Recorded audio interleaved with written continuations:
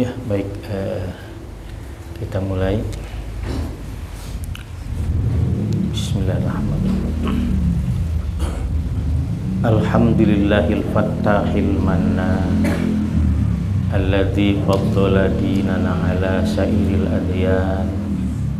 Asyhadu an la ilaha illallah wahdahu la syarikalah wa asyhadu anna Muhammadan abduhu wa rasuluh alladzi la nabiyya ba'dah. Amma ba'du. Assalamualaikum warahmatullahi wabarakatuh. Waalaikumsalam. Nusalli wa nusallimu ala Rasulil Karim Muhammad ibn Abdillah wa ala alihi washabihi wa mawalah. Qala Allah Ta'ala fil Qur'anil Karim, a'udzubillahi minasyaitonir rajim, ya ayyuhalladzina amanu taqullaha haqqa tuqatih wa la tamutunna illa wa antum muslimun. Wa qala aidan, ya ayyuhan nasu taqu rabbakumul ladzi khalaqakum min nafsin wahidah wa ja'ala minha zawjaha wa bassa minhuma rijalan katsiran wa nisaa'a. Wattaqullah alladzi tasaaluna bihi wal arham innallaha kana 'alaikum raqiba.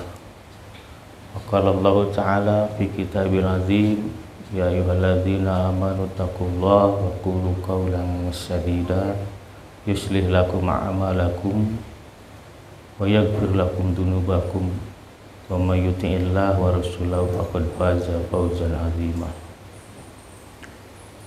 Bapak-bapak dan ibu sekalian, pekan ini sejenak kita rehat dari pembahasan fikihnya. Tapi nanti tergantung request apa nanti akan dilanjutkan fikihnya, itu nanti kita lanjut pekan depan. Sekarang kita mencoba untuk merefresh pemahaman kita tentang apa yang dimaksud dengan iman, tapi tidak dalam konteks pengertian, tapi lebih pada bagaimana kita mengimplementasi keimanan itu dalam kehidupan sehari-hari. Tapi sebelum itu saya ingin menyampaikan bahwa problem umat Islam hari ini kan memang lebih pada pemahaman terhadap agama yang dianutinya. Kalau saya baca di media sosial, baik di YouTube yang bergambar gitu ya, dan bersuara, di Facebook juga, kemudian di Twitter juga, itu di TikTok juga itu, meskipun saya jarang buka sebenarnya karena sudah di uninstall ya. Karena bagi saya, lepas dari aspek manfaatnya begitu, bahwa di beberapa negara ini platform ini memang sudah dilarang karena ini terkait dengan, ya kita lihat sendiri memang dampak masif yang ditimbulkan oleh media ini. Tapi memang tergantung pada pemegang, sebenarnya pengguna. Karena kalau penggunanya itu bijak, ya, bijaksana lah begitu dalam menggunakan media sosial, tentu media sosial itu menjadi alat dakwah atau menjadi media dakwah yang ampuh lah begitu untuk bisa memengaruhi orang lain untuk mengikuti dakwahnya. Tapi sekali lagi bahwa pemahaman sebagian besar umat Islam sebenarnya bukan hanya di Indonesia tapi juga di dunia itu mengalami semacam kemerosotan, kecuali di wilayah-wilayah yang umat Islam itu hidup dalam tekanan, maka tentu mereka akan lebih memilih Allah daripada manusia. Coba kalau kita lihat dan saksikan bagaimana teriakan anak-anak Gaza itu, Gaza kita sebut, itu dari kata Gazah gitu, bahwa mereka sudah tidak lagi bergantung kepada manusia, mereka sudah bergantung kepada Allah. Selalu mereka teriakan Allah akan memenangkan kita dan akan menghancurkannya. Israel, musuh Allah. Tapi di tempat-tempat lain yang hidupnya itu ya nyaman-nyaman saja, nah mereka sudah tidak lagi peduli kepada Allah. Yang mereka pedulikan adalah bagaimana mereka bisa survive dengan kerja dan harta benda yang dimiliki. Coba kita lihat Arab Saudi sekarang ini kan sedang membangun tempat yang sangat eksklusif, pulau baru ya, di laut sana, dan itu akan dijadikan pusat perjudian dunia. Arab Saudi bayangkan ini, dan memang mengalami perubahan yang amat sangat pesat dalam arti negatif ya. Itu memang semenjak Raja Salman sudah menua, dan sekarang kan kendali pemerintahan ada di anaknya Muhammad bin Salman, MBS kita sering mendengar.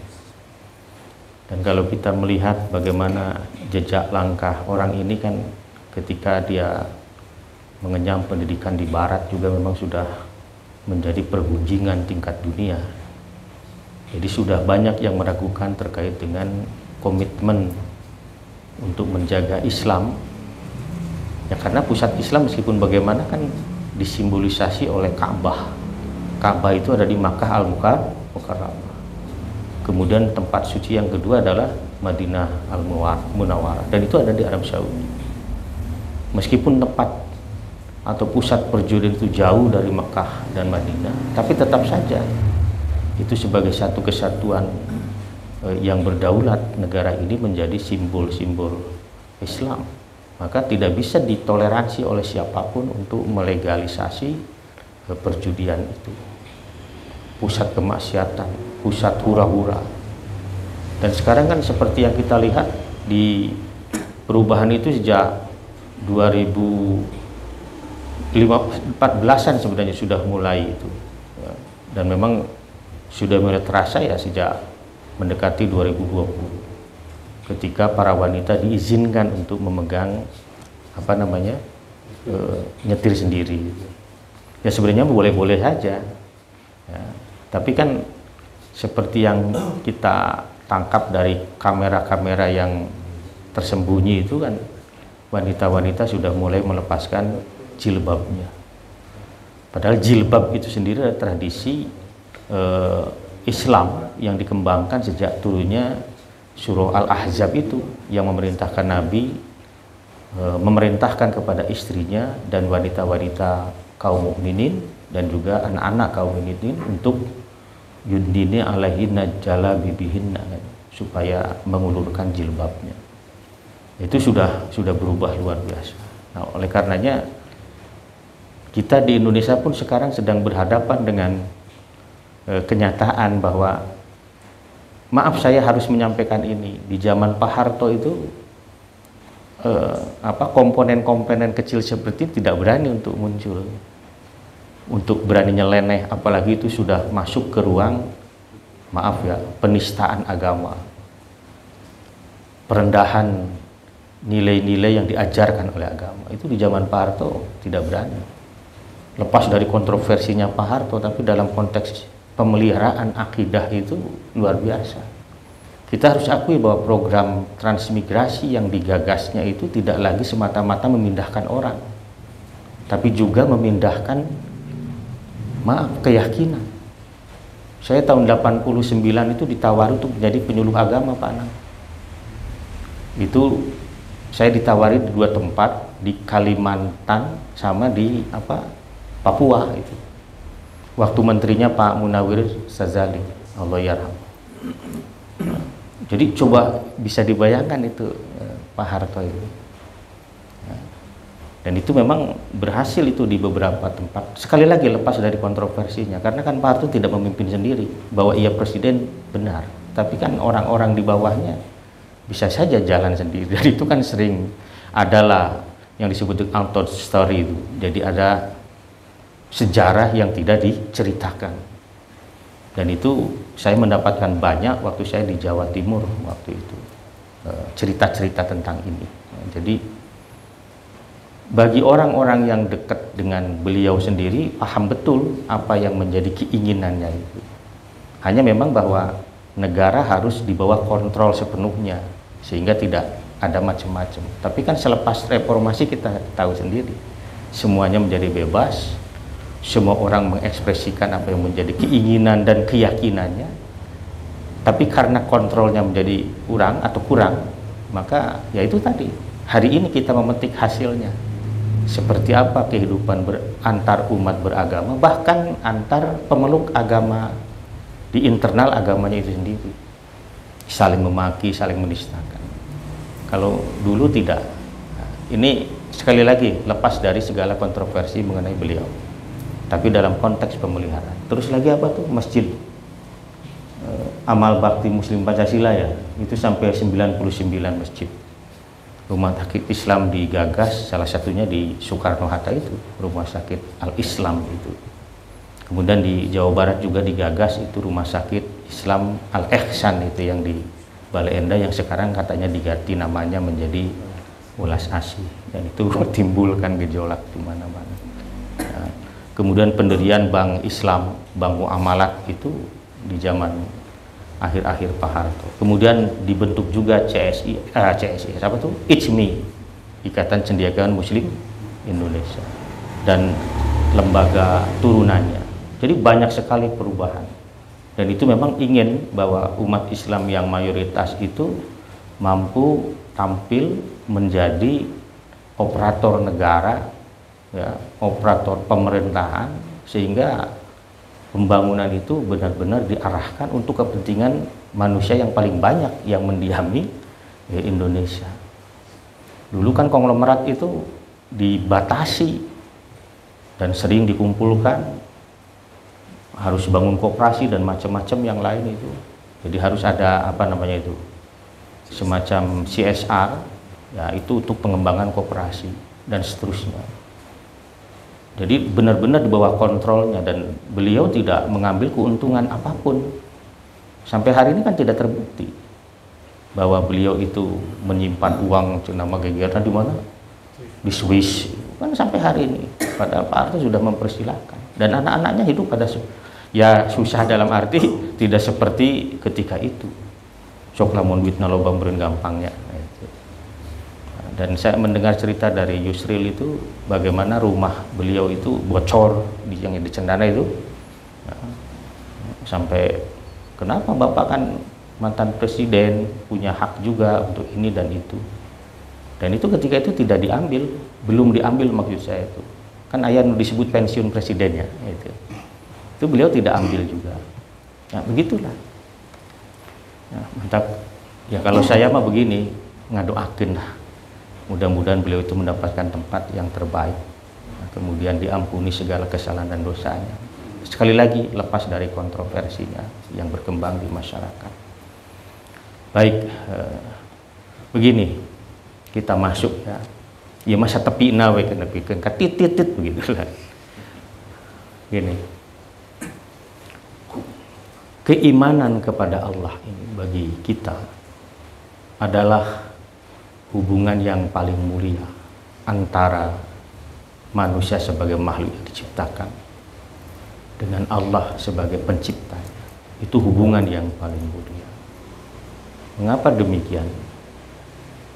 Karena kan manusia itu dikatakan sebagai makhluk yang paling mulia, bahkan dimuliakan. Walaqad karamna bani Adam fil bari wal bahri. Sesungguhnya kami telah memuliakan anak cucu Adam di daratan maupun di lautan. Kemudian dibekali dengan rezeki yang baik-baik.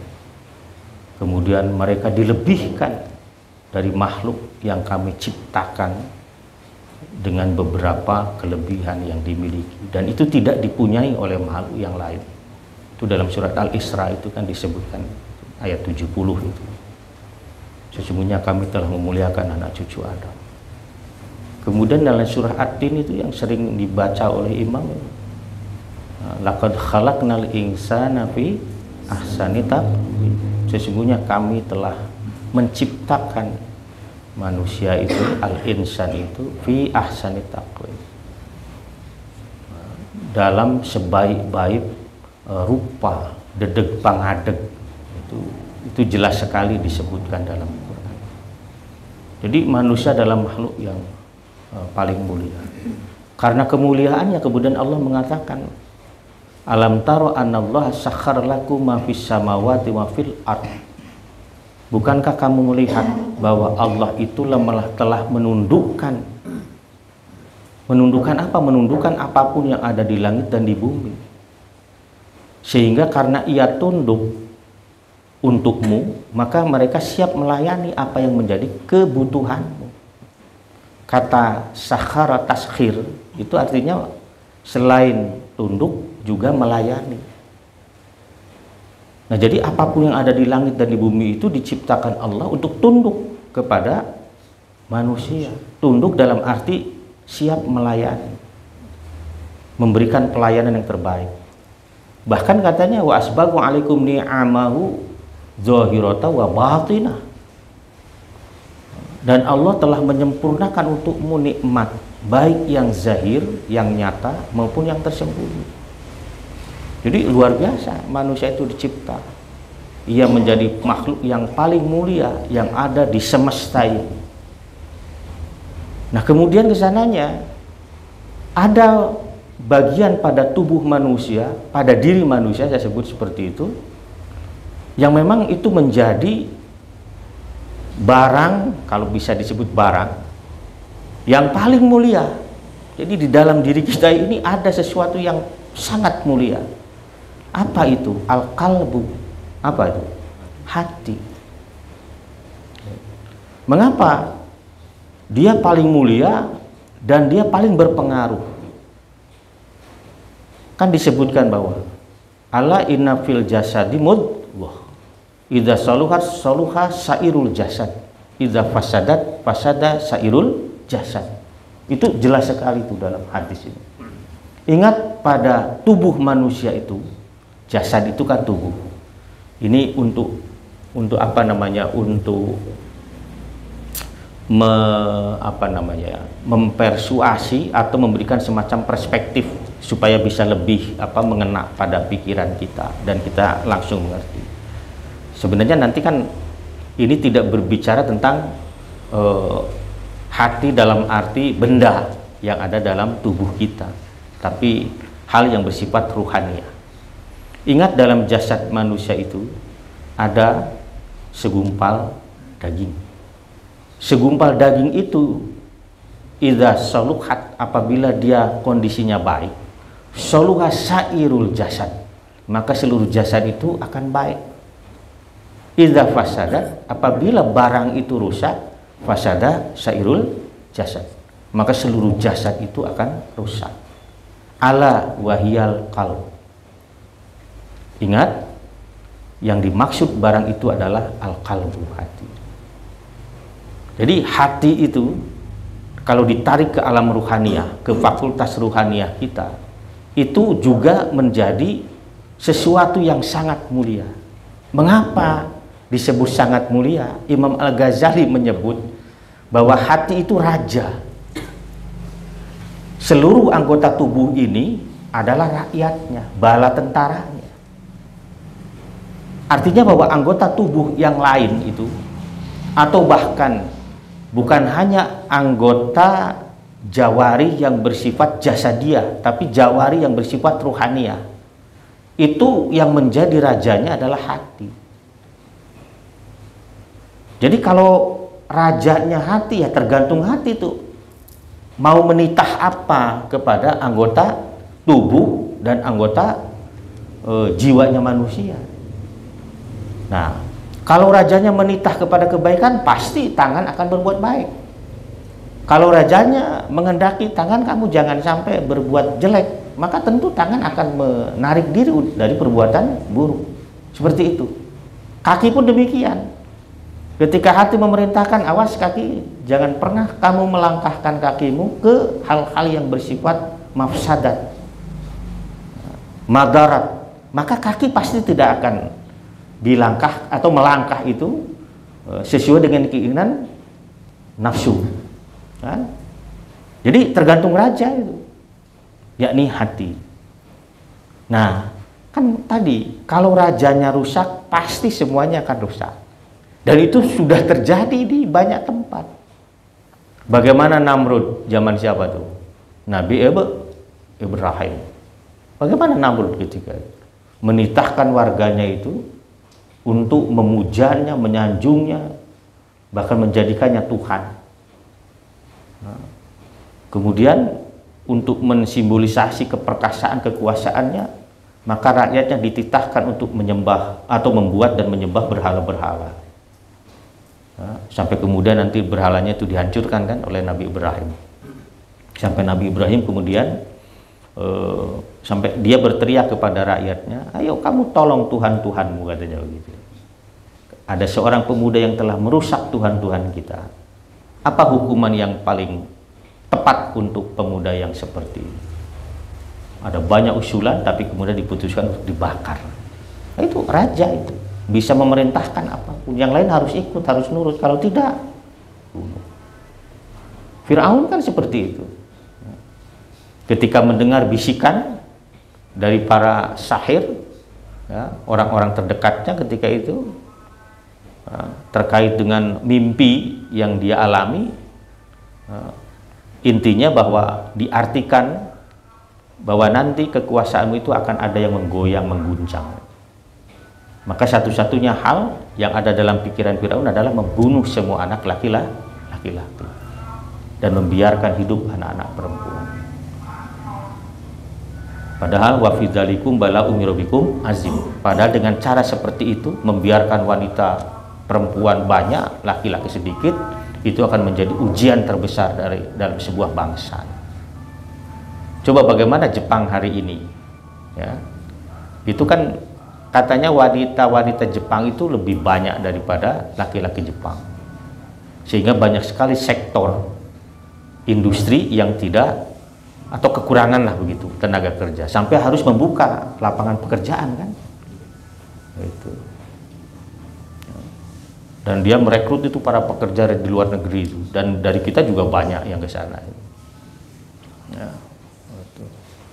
Jadi wa fi dzalikum bala'un min rabbikum. Tapi itulah yang dilakukan oleh Firaun, mendengar bisikan bahwa kekuasaanmu akan digoncang, digoyang oleh seseorang anak laki-laki. Maka semua diumumkan, pokoknya nu ngalahirkeun anak laki paehan. Hari awal kumaha keun antepkeun. Nah, itu luar biasa. Itu raja. Nah, dan itu kan terjadi pada zaman modern juga sekarang. Bagaimana Amerika di zaman Obama atau bahkan sebelumnya, kan kita melihat kebijakan politik luar negeri Amerika tergantung presidennya. Itu. Nah sekarang kan Trump dikatakan mawakar sorangan, ya, mantuan Israel tapi terundingan jeung kongresna gitu kan. Itu juga tidak memperhatikan gejolak yang timbul di masyarakat. Jadi kieulah rakyat hayangna kumaha melihat soal Palestina dan Israel itu, pemerintahna hayangna kumaha beda.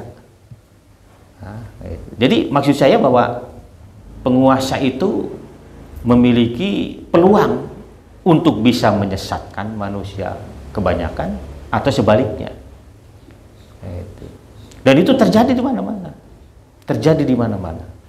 Arab Saudi mengapa berubah? Itu karena yang memimpinnya itu yang punya pikiran seperti itu. Dan itu terjadi di mana-mana.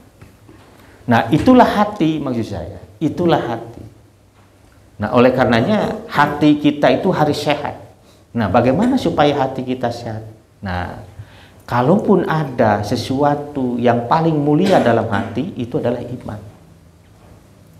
Apa? Iman. Imanlah yang akan menjadi nur, yang akan menjadi cahaya, sehingga hati itu tidak gelap. Panu ngaranna punten ya, teu ningali mah pasti budak badug atuh. Lempang, kumaha karepna we. Tutubruk bahasana lah begitu. Pasti bakal tutubruk. Tapi dengan iman, iman itu laksana apa itu? Cahaya senter lah begitu.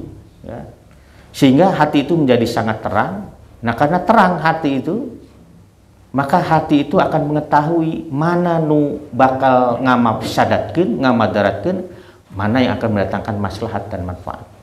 Jadi hati itu yang nanti akan bisa memilih dan memilah mana yang baik dan buruk, mana yang hak dengan yang batil. Itu. Nah, iman itu sebenarnya diberikan Allah itu kepada setiap manusia. Nah, itu sebenarnya oleh setiap manusia. Hanya ketika itu bentuknya itu adalah lebih pada apa ya? Potensi lurus, potensi lempeng. Nah, dalam hadis qudsi itu disebutkan inni khalaqtu ibadi hunafa'a kullahum jami'an. Sesungguhnya aku menciptakan hamba-hambaku itu dalam keadaan lurus semuanya tanpa kecuali. Semuanya. Kemudian di sana disebutkan summa atathumus syayatin. Tapi kemudian setan mendatangi mereka. Fajtalathum an dinihim. Kemudian menarik mereka dari ketaatan. Jadi semua manusia itu yang oleh Allah disebut sebagai ibadi untuk menunjukkan bahwa semuanya juga adalah abdun ku. Etama reknu kafir, reknu lain kafir, semua adalah hamba sahayaku. Mereka tidak bisa mengingkari kekuatanku, lari dari kekuasaan, tidak bisa. Ayat itu nu bisa lompati Allah. Kan mengelayar. Nah, setan datang membisik, seperti kafir Firaun tadi ya, datang berbisik kia. Itulah mengapa begini.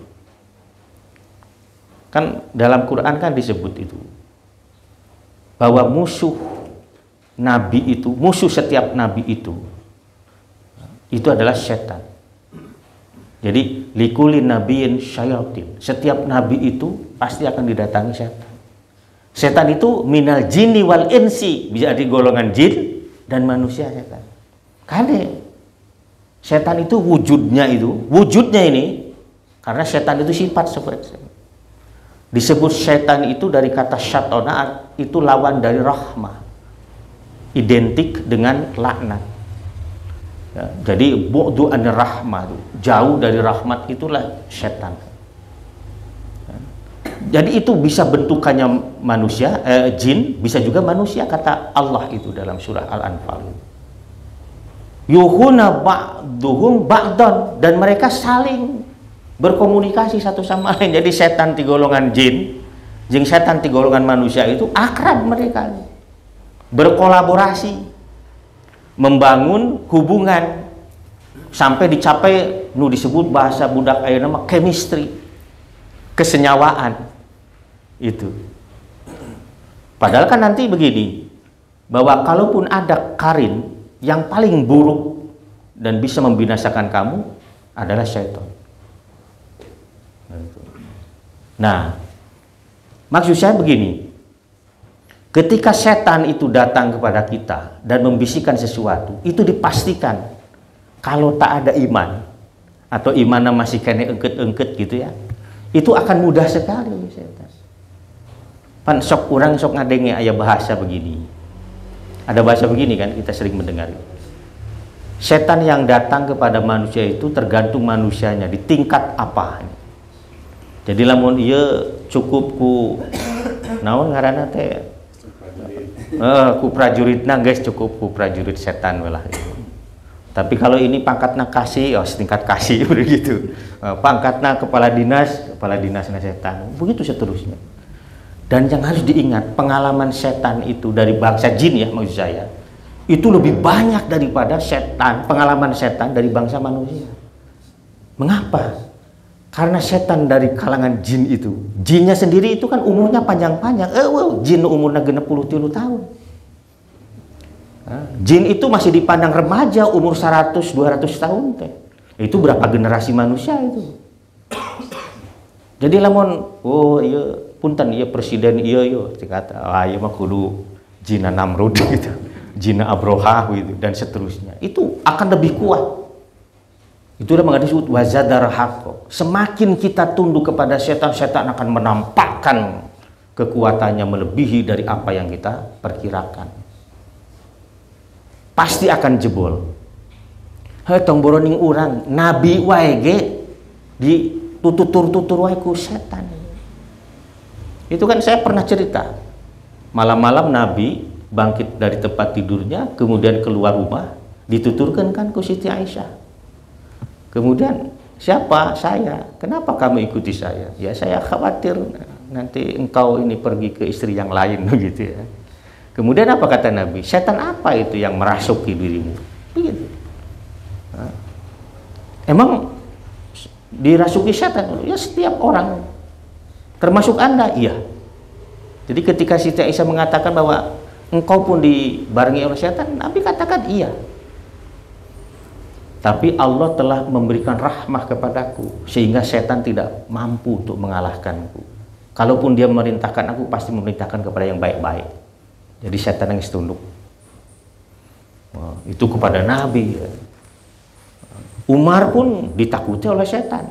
Kata Nabi ini, itu kalau setan berpapasan dengan Umar, dia pasti akan mencari jalan yang lain. Saking umum panggil jeung Umar bin Khattab, ayahnya manusia nu dikasihin ku setan. Ada orang mah dipikara terus sesingana teh. Kita mah dipikara wah si karde yang geus kabeneran aing cenah itu. Itu. Nah, itulah mengapa sekali lagi bahwa saya kembali bahwa hati itu akan sehat apabila iman ada di dalamnya. Masalahnya bahwa al-imanu yazid wa iman itu kadang bertambah, kadang berkurang. Ciri ya kita rasakan sendirilah. Cirinya kalau iman itu sedang turun, kita malas beribadah dan melaksanakan taat. Ini sitik eta we. Itu Nabi yang ngomong gitu. Nah, jadi ziyadatul iman itu bitaatillah. Bertambahnya iman itu dengan ketaatan kepada Allah. Wa nuqsanuhu bimaksiatillah. Berkurangnya iman itu adalah dengan maksiat kepada Allah. Jadi Nabi itu sudah memberikan semacam parameter ya, atau indikator iman turun, maksiat pasti lebih loba tibatan taatna. Iman naik pasti taatna lebih loba tibatan. Itu kita sudah bisa merasakannya sendiri. Cuma kadang-kadang kita dilalaikan. Ya. Ente geura astagfirullah gitu Pak. Ya mah masih kene saeutik kene lah. Ya mah masih kene mending kene lah. Masih bisa ditoleransi lah. Dan cek ustad itu ge cenah menang begitu kan. Kita akan mencari dalil, mencari alasan, mencari dalih untuk bisa segera sadar bahwa itu adalah kemaksiatan, itu adalah ketidaktaatan. Memang sifatnya manusia. Innal insan aksaro syai'in jadalan.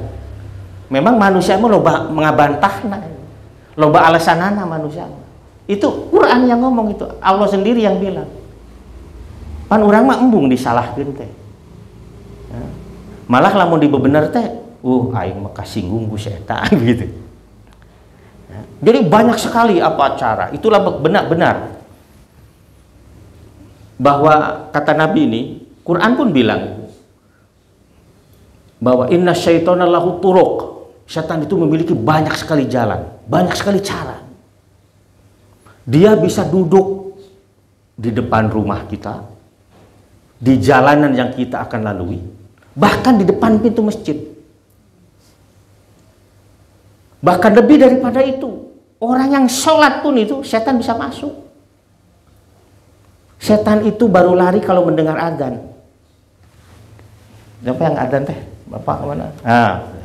Allahu Akbar, lari dia. Walahu durat, napikeun ka hitut-hitut. Itu bahasa Nabi itu, sampai terkentut-kentut. Mendengar suara azan. Suara azanna eureun, datang deui balik deui. Gitu. Balik deui ke asup ka masjid jangan dikira itu. Jadi lamun urang keur salat sunat qobliyah misalnya, eta teh setan geus balik deui ka awak urang teh. Nu mantak sok malaweungnya. Leres teu? Ngaku ya itulah da abdi ge sami. Sok malaweung sok inget naon we gitu sagala didatangkeun. Nu tadina poho ngadak-ngadak jadi inget gitu kan. Nepikeun ka salat ngadadak nu tadi rek anteng jadi rusuh kan bisi poho deui kan gitu. Itulah kecanggihannya setan. Mendengar qomat dia lari lagi. Itu Nabi yang bilang itu. Jadi intinya bahwa setan itu akan lari ketika ketika kita melafalkan kalam-kalam thayyibah. itu akan menjauh dari kita. Ngan asal bener begitu. Nu matak lamun zikirlah misalnya nyalira. Memang bagusnya ya itu dilafalkan tapi tidak keras gitu. Ya misalnya astagfirullah, astagfirullah. Telinga kita ini para ulama menganjurkan sebenarnya telinga kita mendengar apa yang kita itu akan lebih akan lebih mengkondisikanlah batin kita untuk fokus gitu. Tuh nanti setelah qomat selesai datang deui nu matak imam kadang pokok kadang makmum nang pokok gitu. Ya teh diuk tahiyat akhir apa awalnya bingung. Banyak sekali hal. Itu sekali lagi hati. Ya. Nah, iman, Bapak-bapak, Ibu sekalian, itu nikmat. Jadi iman yang menjadi hal yang paling mulia di dalam hati kita itu adalah nikmat.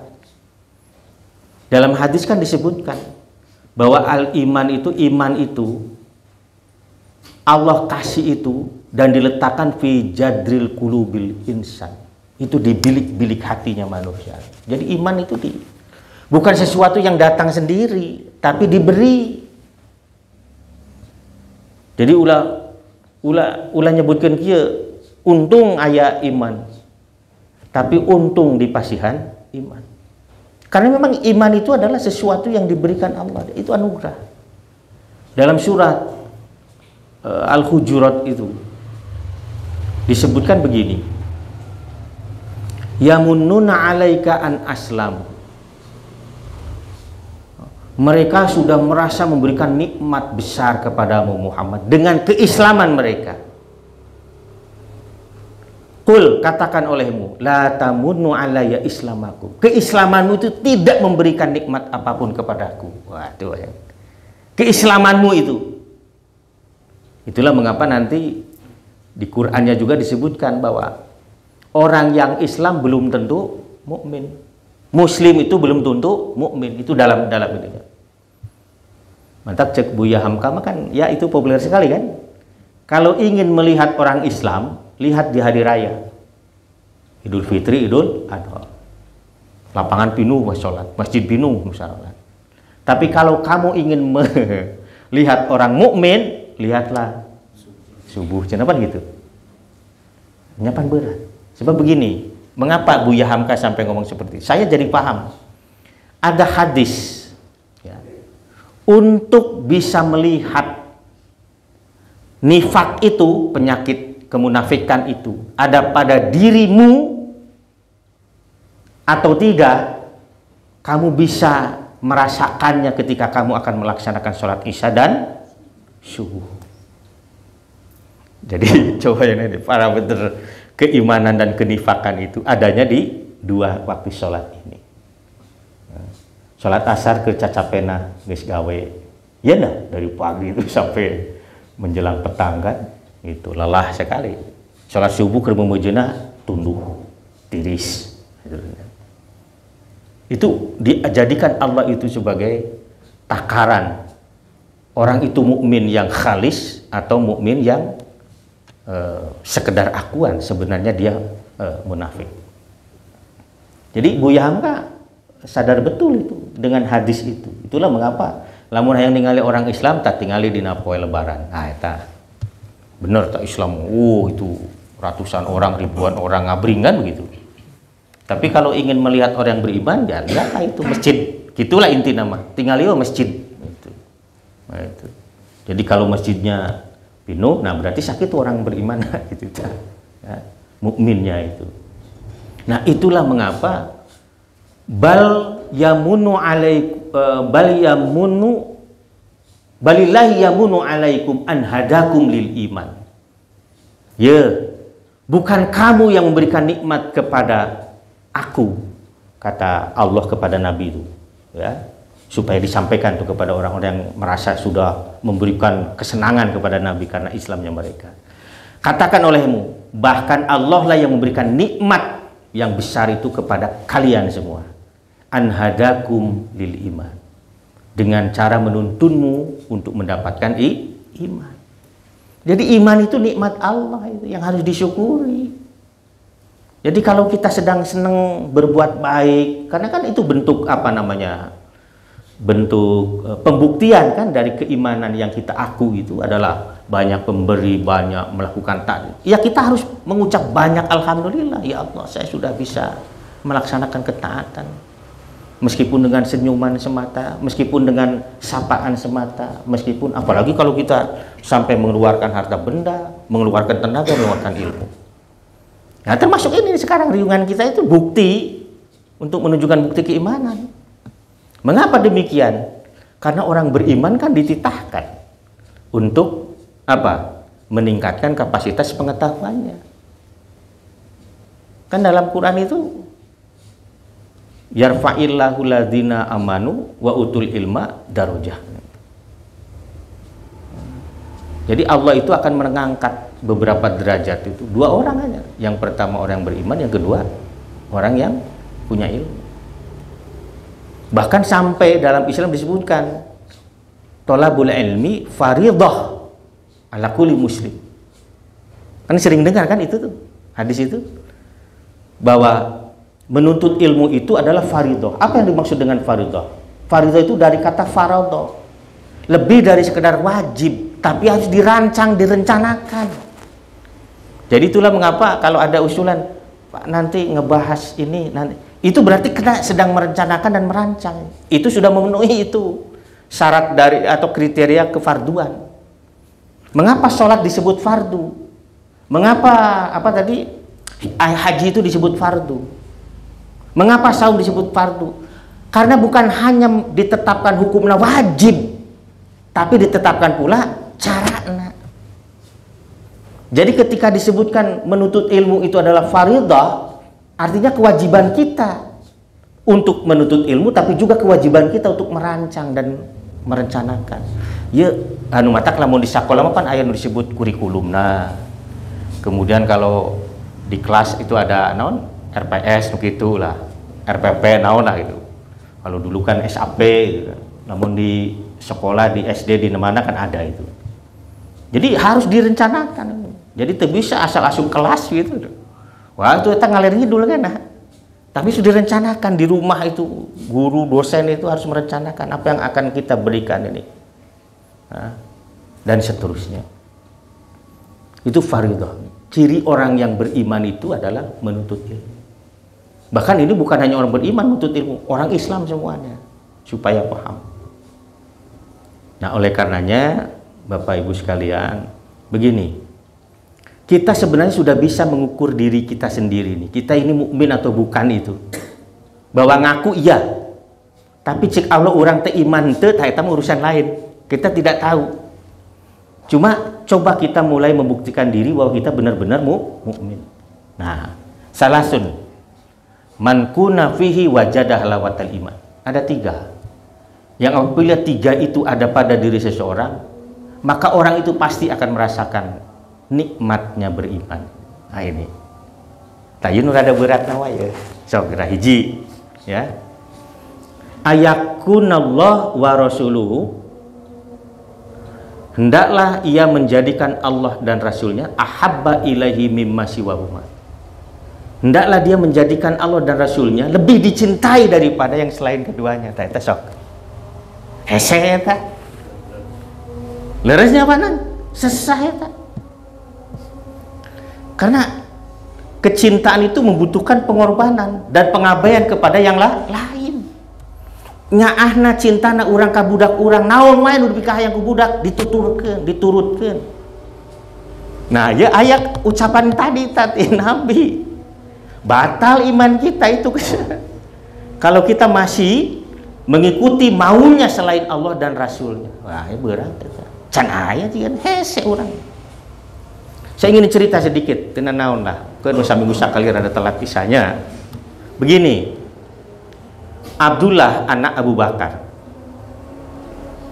Ketika masuk Islam, kan dia telat masuk Islam. Kapilanku bapak itu. Ketika dia masuk Islam, dia menunjukkan kehebatannya dalam berislam, berjuang, jihad dan seterusnya. Tapi kemudian ketika dia menikah, mendapatkan istri yang cantik luar biasa. Nah, Abdullah ini kelihatannya orang yang sangat sentimental, romantisnya keterlaluan dan macam-macam lah. Pokoknya pemuja kecantikan dan keindahan. Karena itu lahir nanti puisi-puisi yang luar biasa itu dari dia. Nah, diperhatikan ku bapakna teh ku Abu Bakar teh, ye budak teh geus rada beda ayeuna. Anu biasana lamun diajak ka masjid haget, gancang, gasik, ayeuna sok paribasa engke. Telat wae datang ke masjidna. Nah, pada satu ketika Abu Bakar, saya harus ajak dia. Ya bapak ya. Nu prihatin ke anaknya, nu geus mulai rada lalai gitu. Ketika akan mengetuk pintu, terdengar suara. Itu Abdullah ini sedang merayu-rayu istrinya, memuja-muja istrinya. Nyakir sesirian, ya sedang apa namanya itu ya? Sedang romantis lah itu. Abu Bakar tidak, atau mengurungkan niatnya untuk mengetuk pintu, leos. Itu beberapa kali. Sampai akhirnya puncaknya Abu Bakar tidak bisa lagi ditahan ini, anak ini harus benar-benar diingatkan. Dipanggil Abdullah. Kamu ini sudah mulai melalaikan banyak hal ketaatan kepada Allah dan Rasulnya. Itu gara-gara kamu sangat mencintai istrimu itu. Sekarang ceraikan dia. Karena dia telah memfitnahmu, maksudnya sudah menjadi fitnah. Menarik kamu dari ketaatan kepada Allah dan Rasulnya. Ngan anaknya ge beratnya, da bapak nu nyaritana. Diceraikan. Cerai ceritana nih. Ngan sabada cerai lain kalah ka cager. Beluang. Naon sebutna teh nya? Kagegeloan.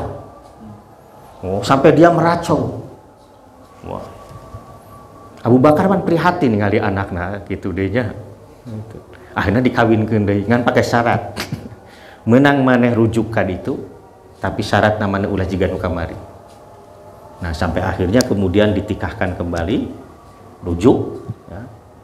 Dan benar, Abdullah membuktikan bahwa dia sekarang tidak lagi terjerat oleh rasa cinta yang luar biasa kepada istrinya. Sampai ketika dia harus berperang, dia pergi berperang dengan meninggalkan istrinya sampai terbunuh, jihad di jalan Allah. Gitu. Jadi kecintaan kepada sesuatu selain Allah itu bisa melalaikan kita dari Allah. Itu kahiji tah eta. Hijinya urang hese tah. Lah patata. Pasti itu. Namun dihadapkan pada kudu ka Allah jeung kudu ka ieu, pasti orang bakal nu ieu heula gitu tah. Sebab memang manusia itu kan selalu akan melakukan yang ada di depan mata dia, apa yang didengar oleh telinga dia. Allah kan yang goib kan tidak terlihat. Nyage Allah ngajanjikeun surga. Itu satu. Yang kedua, Allah yuhibbal mar'a la yuhibbu illa lillah. Dia tidak mencintai seseorang dan dia tidak mencintai seseorang kecuali karena Allah. Tah hese. Cinta karena Allah teh hese. Cinta kepada siapapun, bukan hanya kepada pasangan dan anak. Kepada siapapun. Itulah mengapa dalam hadis disebutkan al-hubbu fillah wal bughdhu fillah. Bisa tidak kita itu mencintai di jalan Allah dan membenci di jalan Allah? Hese urang itu. Cing ari cinta di jalan Allah itu juga kumaha sih? Nu disebut benci di jalan Allah itu seperti apa? Kebanyakan cinta kita itu hawa nafsu. Mencintai seseorang itu karena hawa nafsu. Hawa nafsu itu dalam arti begini, karena saya punya kepentingan, karena si dia mah bager atau apalah begitu. Itu nafsu sebenarnya. Bukan karena Allah. Sebab ada cinta karena Allah bisa jadi ya tapi kasebeleuna mah luar biasa. Tapi saya harus mencintai dia karena Allah. Tah eta nu hese mah. Leres teu? Budak teh pika sebeleun atau jelema teh pika sebeleun tapi omongeun bisa nanti itu. Tapi kita harus mencintai dia itu. Harus sayang kepada dia. Eta teh hese. Lamun lain karena Allah mah. Nu matak saya itu kagum kepada para dai ya, para mubalik yang mendekati orang-orang yang sudah dicap goreng bergajul naung gitu, yang ada awahan preman ya, nggak ada awahan apalagi PSK macam-macam, itu jarang yang bisa. Kadang-kadang kan kita mikir, oh sieun bisa disebut kubatur. Nah padahal itu harus diabaikan. Niat nama ikhlas karena Allah. Orang asup ka lingkungan eta teh keur ngelingan maneh. Ngan ulah ari nu disebut naon? Oh ancrub mah supaya dipercaya orang rek miluan we heula eta teu meunang gitu. Rek miluan heula lah itu enggak bisa gitu. Nah eta nu disebut la yuhibbu illa lillah. Bisa tidak kita mencintai dia itu karena Allah? Orang mah kadang-kadang kasinggung saeutik langsung benci kan gitu. Langsung silih pusuhan, tewau dan nah ini yang harus kita catat, tidak boleh. Ngan meureun aya risiko, lamun urang cinta ka Allah, ku Allah bakal diuji. Mencintai seseorang karena Allah, Allah akan menguji kita, bener teu cintana karena saya. Biasana selalu akan ada itu, ya peristiwa-peristiwa antara kita dengan orang yang kita cintai itu. Naon we? Anu bisa menguras emosi kita, membangkitkan rasa kesel dan macam-macam yang lain. Eta teh sebenarnya keur nguji sampai sejauh mana kesabaran kita menghadapi orang itu. Abu Bakar itu sampai pernah menyetop bantuan kepada saudaranya karena saudaranya memaki-maki Nabi. Nah, itu. Cek Nabi teh ulah kitu atuh. Allah ge nya ge nu nyebut Allah boga anak teh anu disebut Allah boga pamajikan teh mah. Allah kieu sugan ngeureunkeun rezeki eta ka jelema nu itu kan henteu itu Abu Bakar eling deui gitu. Nah mestinya kita juga begitu. Jadi misalnya orang sok nyumbang kasahan nu disumbang nanti sok pika sebeleun wae ulah eureun. Nah, dinasihatkan ulah langsung di stop gitu. Nah yang terakhir wa ayyakraha atau wa ayyakrahu benar wa ayyakraha ayarji'a ala kufri, dia benci untuk kembali kepada kekufuran, kama yakrahu seperti dia benci ayubda wa finnar, seperti dia benci kalau dia dilempar ke api. Sok saha di antara orang anu daek digebruskeun karena seuneu, karena pembakaran dah ada. Nah semestinya kita itu benci untuk kembali kepada kemaksiatan seperti kita benci kalau kita harus masuk ke dalam api. Tapi ya masih gana rada mending lah, masih rada bisanya. Ngan eta nu dua tah eta. Nu ieu mah masih bisa lah gitu. Oh nya urang atuh meunang kitu deui mah. Tapi mencintai itu yang susah. Apalagi kalau sudah berhadapan dengan keluarga terdekat kita, istri, anak. Komo incu pae dia. Iya kan, ku cucu kan lebih ini katanya tuh. Ah apa hadiah ka incu mah. Rata-rata Pak Aceh ge ka incu mah kan gitu.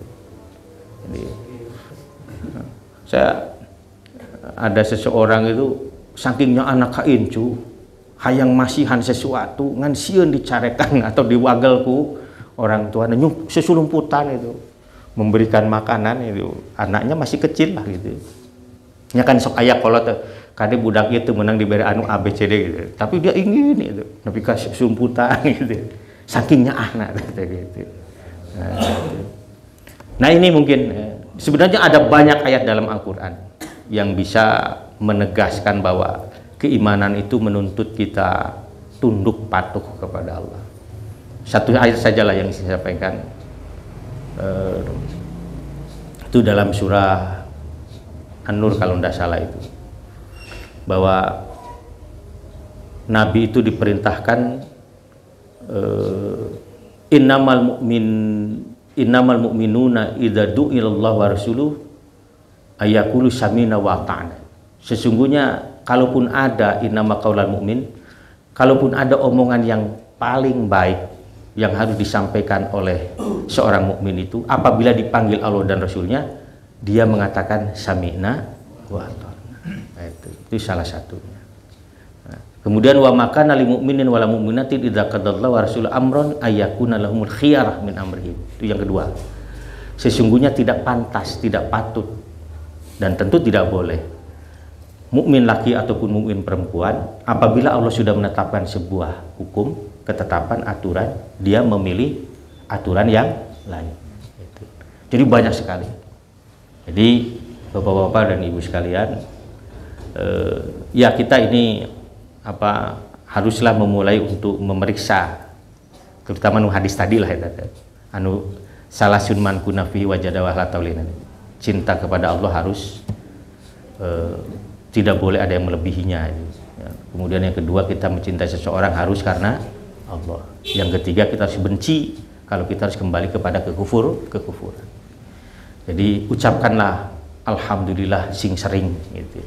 Karena kita masih sholat, kita masih saum, kita masih bisa bersilaturahmi, bertolabul ilmi seperti ini. Itu saja mungkin.